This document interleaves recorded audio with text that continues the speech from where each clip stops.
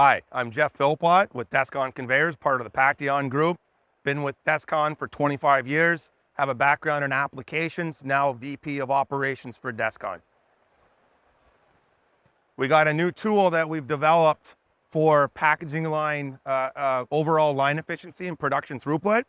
We call it iPack Sim 5.0. The whole point of this tool was to be fast at it. If we have designed the layout this morning, today, I want to be able to simulate that overall packaging line design that consists of many pieces of packaging equipment. Could have 10 different pieces of equipment all connected through conveyance. I want to know what that potential design could produce for overall line efficiency and product throughput.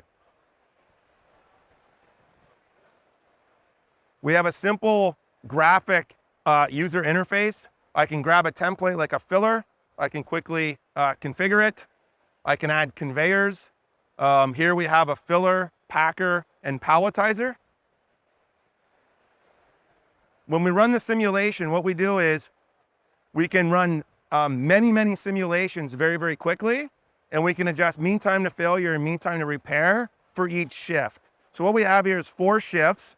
The difference is the mean time to failure and mean time to repair for the different shifts. You can see shift 1 operated very well at 95% because it had very little downtime.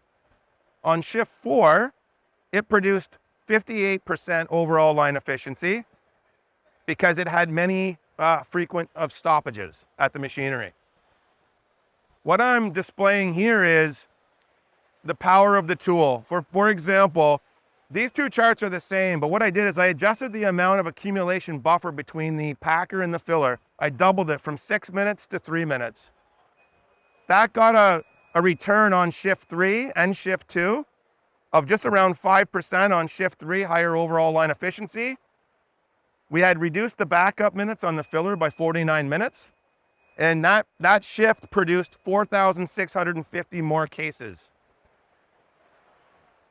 On this slide, we kept the accumulation the same, 6 minutes between the filler and the packer, but we increased the packer speed from 1,800 cans a minute to 2,100 cans a minute.